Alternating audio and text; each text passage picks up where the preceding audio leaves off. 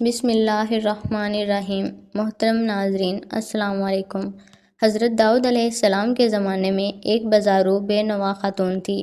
اس کے پاس جو تھوڑی بہت رقم تھی اس سے اون یا روئی وغیرہ خریدتی اور اسے کاٹ کر اس کی ہڈیاں بناتی، پھر انہیں بیچ کر انتہائی سادگی کے ساتھ اپنی اور اپنے بچوں کے اخراجات پورے کرتی تھی۔ ایک دن وہ سود کاٹ کر اس کی ہڈیاں بنا کر بازار میں بیچنے کے لیے سر پر رکھے جا رہی تھی کہ اچانک تیزی سے ایک کوّا آیا اور ایک ہڈی اٹھا کر لے گیا۔ وہ بے سہارا خاتون بہت رنجیدہ ہوئی اور حیران و پریشان حضرت داؤد علیہ السلام کے پاس آئی، اپنے تنگ حالات بیان کیے اور کوّے کے ہڈی اٹھا کر لے جانے کا واقعہ بیان کرنے کے بعد تزکیہ خدا کی عدالت کہاں ہے؟ داؤد علیہ السلام نے اس سے فرمایا کہ ادھر بیٹھ جاؤ تاکہ تمہارے بارے میں فیصلہ کروں۔ ایک طرف یہ واقعہ پیش آیا اور دوسری طرف یہ ہوا کہ کچھ لوگ کشتی کے لیے دریا عبور کر رہے تھے۔ ان کی کشتی میں سوراخ ہو گیا اور پانی داخل ہونے جا رہا تھا کشتی میں۔ کشتی ڈوبنے کا خطرہ تھا۔ اب لوگوں نے نظر بانی کی کہ اگر اس خطرے سے نجات مل گئی تو 1000 دینار کسی شبیر کو دیں گے۔ اللہ تعالیٰ نے ان پر لطف و کرم کیا اور اس کوّے کو وہی ہڈی اٹھا کر جو اس خاتون کی اس نے اٹھائی تھی کشتی میں رکھنے کو کہا۔ کوّے نے ایسا ہی کیا۔ ان لوگوں نے سود کی اس ہڈی سے فائدہ اٹھایا، کشتی کا سوراخ اچھی طرح بند کیا اور ڈوبنے سے نجات پائی۔ جب وہ لوگ ساحل پر پہنچ گئے تو اپنی نظر ادا کرنے کے لیے سیدھے حضرت داؤد علیہ السلام کی خدمت میں حاضر ہوئے اور 1000 دینار حضرت کی خدمت میں پیش کرتے ہوئے اپنے دریا سے نجات پانے کا پورا واقعہ تفصیل کے ساتھ سنایا۔ اور وہ داؤد علیہ السلام نے اس خاتون کے سامنے خدا کی حکمت و عدالت بیان کی اور 1000 دینار اسے دے دیے۔ وہ خاتون بہت خوش ہوئی اور سمجھ گئی کہ خدا سے زیادہ کوئی بھی عادل تر اور احسان کرنے والا نہیں ہے۔ بے شک حضرت داؤد علیہ السلام کے زمانے میں ایک شہوات پرست شخص لگاتار ایک خاتون کے پاس جاتا اور اسے منافع افت کرنے کا مجبور کر دیتا تھا۔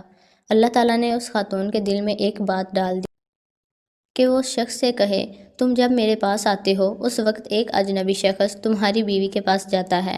اس خاتون نے یہ بات اس شخص سے کہی تو وہ فوراً دوڑا دوڑا اپنے گھر گیا اور کیا دیکھتا ہے کہ ایک اجنبی شخص اس بیوی کے ساتھ ہم بستر ہے۔ یہ ماجرا دیکھ کر وہ بہت پریشان ہوا۔ اس شخص کو پکڑا اور حضرت داؤد علیہ السلام کے پاس لے جا کر کہا، اے اللہ کے پیغمبر، میرے اوپر ایک ایسی مصیبت آئی ہے کہ جو آج تک کسی پر نہ آئی ہوگی۔ حضرت داؤد علیہ السلام نے پوچھا، وہ کون سی مصیبت ہے؟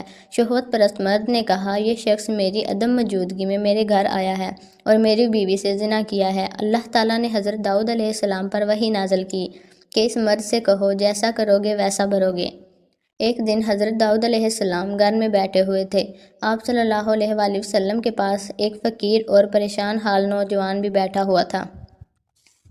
یہ جوان حضرت داؤد علیہ السلام کے پاس بہت دیر تک خاموش بیٹھا رہتا۔ ایک دن حضرت اسرائیل علیہ السلام جناب داؤد علیہ السلام کے پاس آئے اور گہری نگاہوں سے اس جوان کو دیکھا۔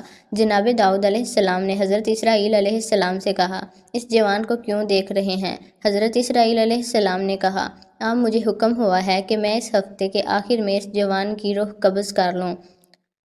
حضرت داؤد علیہ السلام میں اس جوان کے لیے تڑپ پیدا ہوئی اور اس سے کہا، اے جوان، کیا تمہاری بیوی ہے؟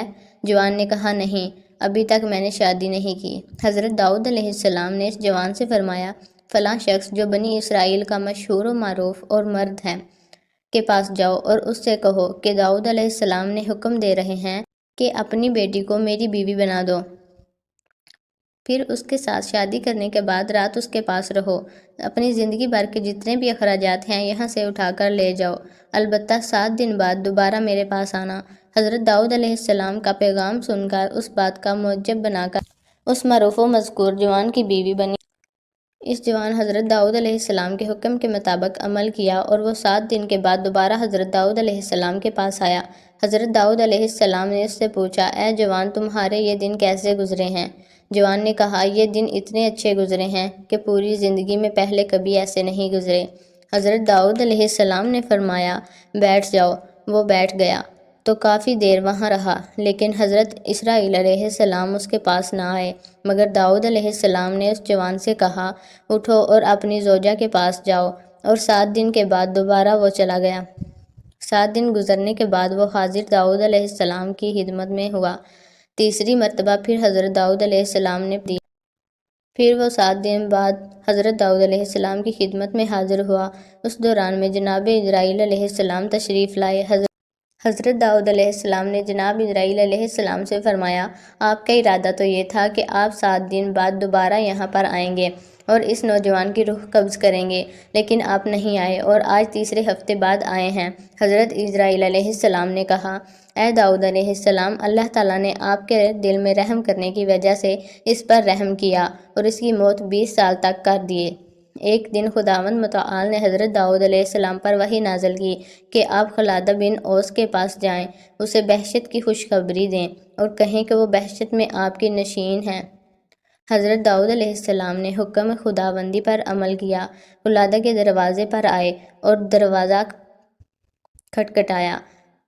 وہ دروازے پر آئیں اور دروازہ کھولا۔ جو بھی اونچی نگاہیں حضرت داؤد علیہ السلام پر پڑیں، کیا یا اللہ کی طرف سے میرے بارے میں کچھ نازل ہوا ہے کہ آپ صلی اللہ علیہ وآلہ وسلم مجھے خبر سنانے کے لیے تشریف لائے ہیں؟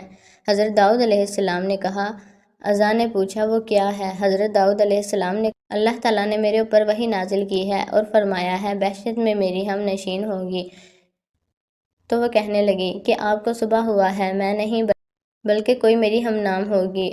حضرت داؤد علیہ السلام نے کہا، ایسا نہیں ہے، بلکہ یقیناً میں داؤد علیہ السلام سے کہنے لگی، بل میں یقیناً نہیں ہوں گی پیغمبر خدا، میں جھوٹ نہیں بول رہی ہوں، خدا کی قسم میں اپنے اندر ایسی کوئی خوبی نہیں دیکھ رہی کہ بہشت میں آپ کی ہم نشین بنوں۔ داؤد علیہ السلام نے کہا، تم اپنے بارے میں کچھ مجھے بتاؤ تاکہ جان سکوں کہ کیسی ہو۔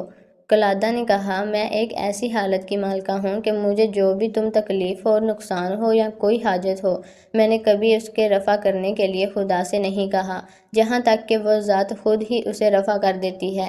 یعنی میں وہی پسند کرتی ہوں جو میرا محبوب پسند کرتا ہے، اور نہ ہی خدا سے میں نے ان مشکلات اور نقصانات دے کچھ مانگتی ہوں، بلکہ ہمیشہ اس کا شکر بجا لاتی ہوں۔ اس طرح آپ کو اس کی بات سمجھ آ گئی اور اس خاتون سے فرمایا، تم انہی خوبیوں کی وجہ سے اس پر راہ پا رہی ہو۔